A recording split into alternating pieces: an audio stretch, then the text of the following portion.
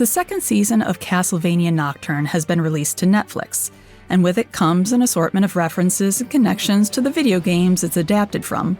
Season 2 takes a continued, original direction with its story that strays from the games it's based on, even more so than the previous season. If you'd like to check out my rundown on Nocturne Season 1 for comparison of the show to the games thus far, I'll include a link. Well, Nocturne Season 2 largely features mostly Easter eggs as its tenuous connection to the games continues to shrink. There are some interesting things that could nod to deeper connections with the Castlevania games.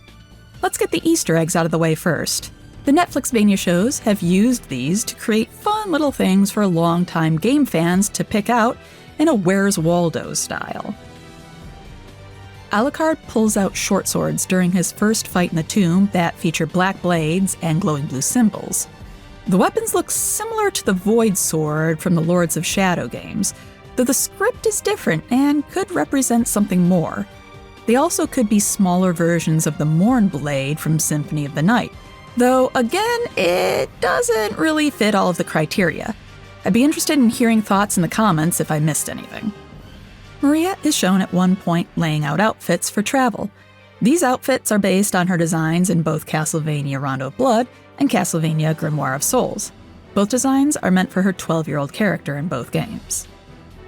While fighting Tara when she's a vampire, Juiced uses a technique that sends dozens of knives flying out of his sleeves like a barrage.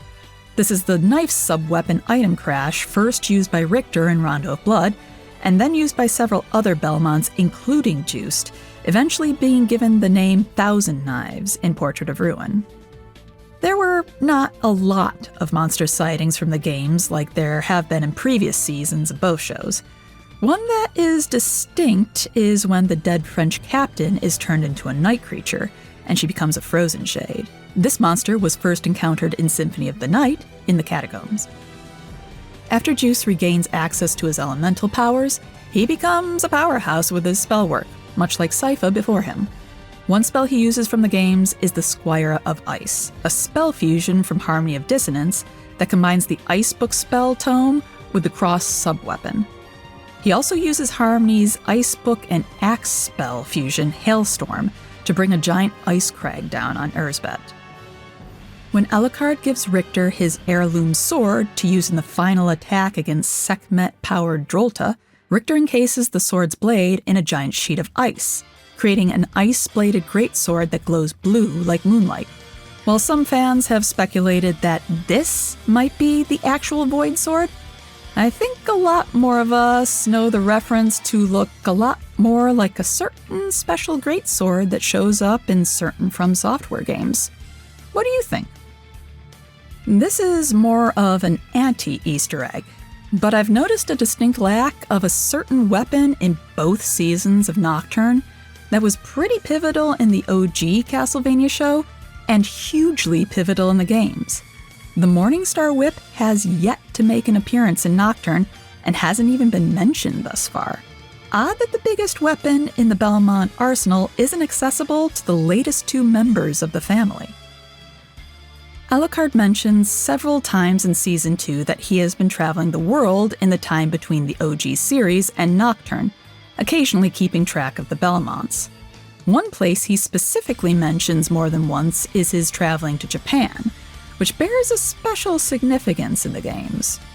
In the games, Alucard learns of Nostradamus's predictions that Dracula will rise in 1999 at full power, long before the actual event occurs.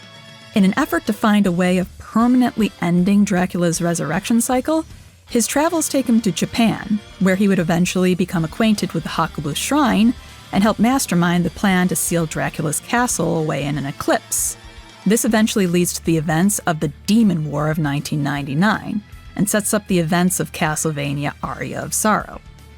Given Alucard's quest to find a way to defeat Erzsébet Bathory's connection to Sekhmet takes him all over the world and finally to Egypt, his mentioning of Japan more than once gives some weight to the idea that these passing references might be setting up future events in the show, though this is really more of a theory at this point than concrete fact. Throughout the season, we see multiple instances of a shadowy figure materializing nearby when a human dies, usually those who were damned or otherwise had evil intentions. This figure appears to only be visible to those with supernatural abilities. Olrox refers to this figure as Old Man Coyote and Mephistopheles, and that it's a trickster that bargains favors for souls. However, we see it also take souls with no bargains being made, such as its attempt to initially take Mizrak. Later still, we see it behind Terra during a public execution, where it has grown in size and appears to be feeding off the negative emotions of the riotous crowd. The Castlevania games have not really featured either of these entities or incarnations by name, so it could be something entirely new made just for the show. However, there are two entities from the games that share some commonalities with what we see in this entity of the show. The first is Renan, a demon from Castlevania 64 and Legacy of Darkness that acts as a merchant. While fully corporeal and gentlemanly enough, he does have ulterior motives and will attempt to aggressively collect your soul if you do too much business with him. The second is the actual evil of man, a concept that harkens back to the original Castlevania game that represents the evil that collects in men's hearts. Also called the Curse of Man, it is the sum total of dark desires in the hearts of humanity, grows stronger during dark times in history, and is said to be what beckons Dracula to rise from death during his periodic resurrections. Neither entity is a conclusive choice for what we see in the show, so this is just speculation. However, they open up some paths that the show could use to loop the story back to Dracula, create a new villain, or update an old one. So as you can tell, Nocturne Season 2 had less definitively connecting it to the Castlevania video games it's based on, and introduced some things that we can only guess if they're going to be connected at all, but have potential to do so in future seasons. Let me know what you think in the comments. Heck, we might actually get to see a Belmont return to the New World with a new story, should the show continue, as we see Richter travel to the Caribbean.